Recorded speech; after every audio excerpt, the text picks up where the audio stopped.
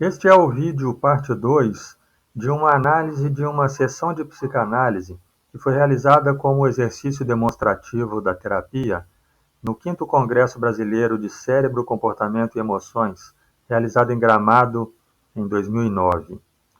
Para melhor entendimento, sugiro que se assista também o vídeo 1. Nessa continuação, vemos algumas demonstrações das interpretações simbólicas que são comuns à psicanálise, bem como pequenos traços do que os psicanalistas chamam de manejo de transferência. Faço também algumas considerações sobre essas características da terapia psicanalítica que a afastam um pouco do que se pode chamar de uma abordagem objetiva e direta. Grey é sobrenome do teu pai? Não, da minha mãe. Não tem o nome do pai. Não.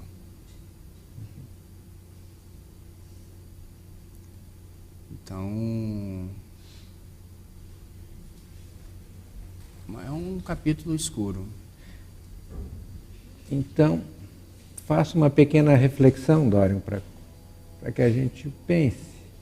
Claro que eu estou te dizendo coisas que passam por dentro de mim, nem sei se cabem absolutamente. Mas no momento que morreu o pai, logo após, Margaret morre. Perdes o pai e perdes a mãe.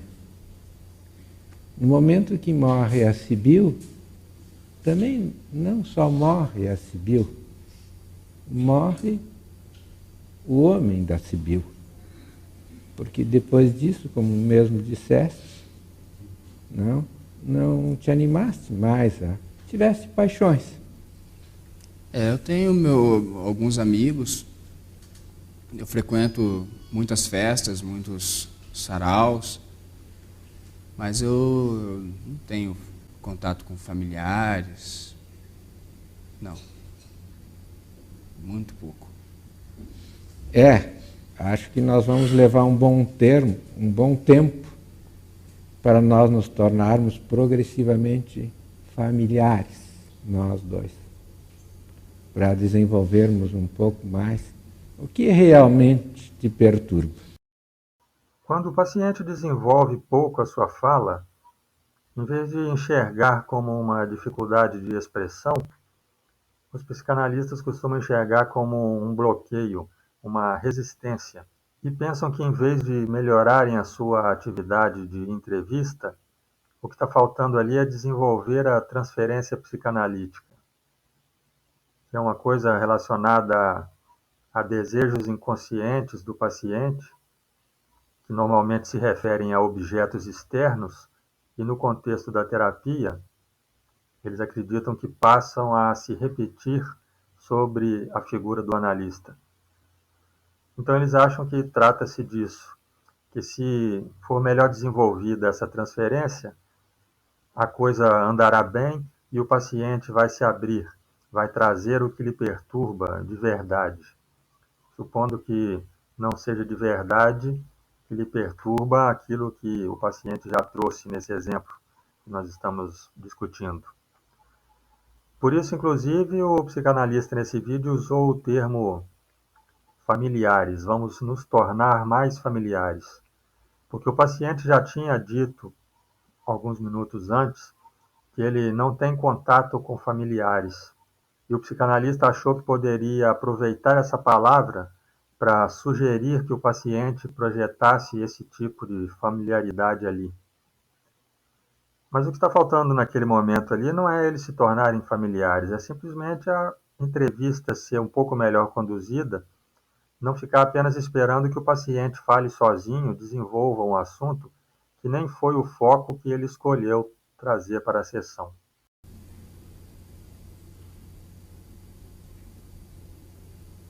Eu também não sei.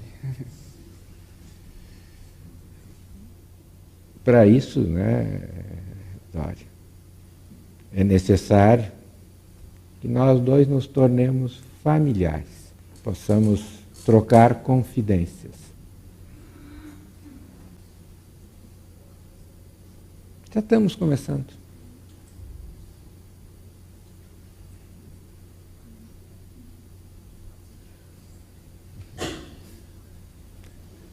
Noto que tu me olhas com um olhar inquieto, algo desafiador. Não. Curioso. Vemos aqui novamente ele trazendo o foco para suposições que ele faz sobre as relações entre ele e o paciente. E aqui eu faço uma pausa para manifestar uma crítica. Os psicanalistas estão sempre achando que o analista e o que ele desperta no paciente são as figuras centrais da terapia, e não exatamente os fatos contidos no depoimento do paciente. Parece que eles enxergam a sessão de terapia como um tipo de jogo ou de dança psicológica, e aí eles se veem como se estivessem movendo peças de xadrez de forma precisa, manipulando palavras, olhares, interpretando gestos habilmente. Eu acho, e muitos acham também, que com isso o que está acontecendo é apenas introduzir algumas confusões desnecessárias que vão acabar distraindo do principal.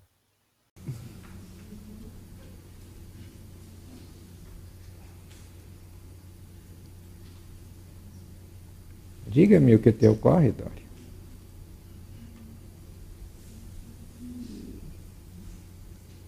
O que me ocorre em relação ao quê? A qualquer coisa.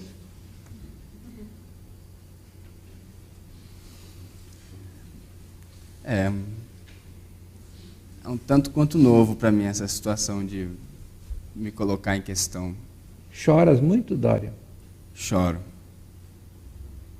A única coisa que eu tenho hoje é a sociedade, que ao mesmo tempo é uma coisa que me incomoda. Eu tenho poucos amigos, então... E se ao mesmo tempo essa sociedade é o que me aprisiona, é o que me deixa triste com as atitudes. Eu falo mal da sociedade o dia inteiro, todos os dias, e ao mesmo tempo eu não consigo me livrar dela, então eu acabo sendo sozinho e vazio, né? Seria porque buscas num lugar o familiar e não encontras? Porque na sociedade não é a família. Né?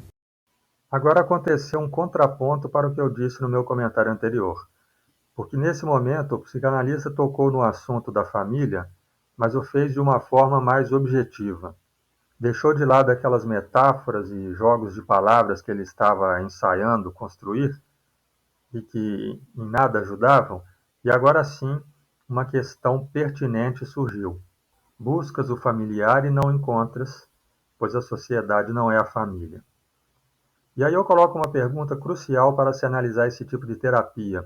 Uma pergunta que todo psicanalista ou estudante deveria se fazer, mas não creio que se façam com muita frequência. Quando uma terapia psicanalítica dá resultado, isso se deveria às partes metafóricas, aos jogos de palavras, às suposições sobre transferência psicanalítica, ou se deveria a esses momentos, como esse que acabou de acontecer, que não são o foco da terapia, que surgem quase que por acaso, em que o psicanalista faz uma pergunta mais objetiva, e essa pergunta permite ao paciente refletir melhor sobre a sua vida. Hoje em dia, mas também foi um alívio muito grande quando meu avô faleceu, porque era muito rígido e muito castrador, era uma pessoa muito difícil de lidar. Hoje, até os 18, eu vivi com um tutor que tentava organizar minhas finanças, mas eu não respeitava muito.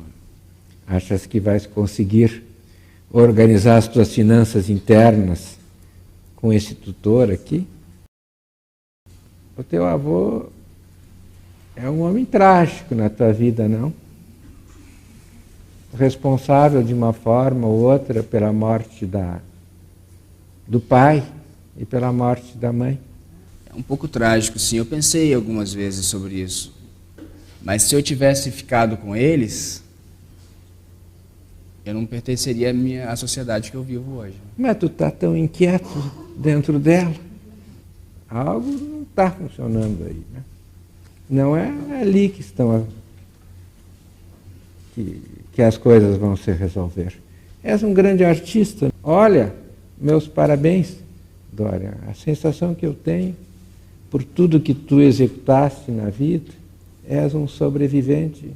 Temos que prosseguir para botar as finanças internas, arranjar as finanças internas. Reencontrar o familiar que te falta, que organiza a finança familiar, não só a tua, a minha, de todos. Não se realiza sem um criado que esse criado aqui vai ter que te acordar. Nesse momento, o psicanalista faz um resumo daquilo que ele entendeu ser a construção do caso. Colocado de forma mais exata, seria o seguinte: o problema parece ser o paciente estar buscando na sociedade algo que ele não teve em sua vida porque perdeu a família muito cedo. Essa formulação do caso parece estar mais ligada a uma forma geral da teoria psicanalítica do que propriamente ligada ao que o paciente trouxe sobre as suas dificuldades de convívio social. Isso foi colocado no vídeo 1. Visto que o psicanalista não se interessou muito em aprofundar essa parte da história para saber o que, de fato, o paciente está buscando nas rodas sociais das quais ele se queixa. Talvez queiras dizer mais alguma coisa, Dória? Eu só não entendi muito uma coisa, porque eu falei que o que está me incomodando é a questão das pessoas estarem virando as costas para mim. E a gente falou muito sobre meu avô, minha mãe.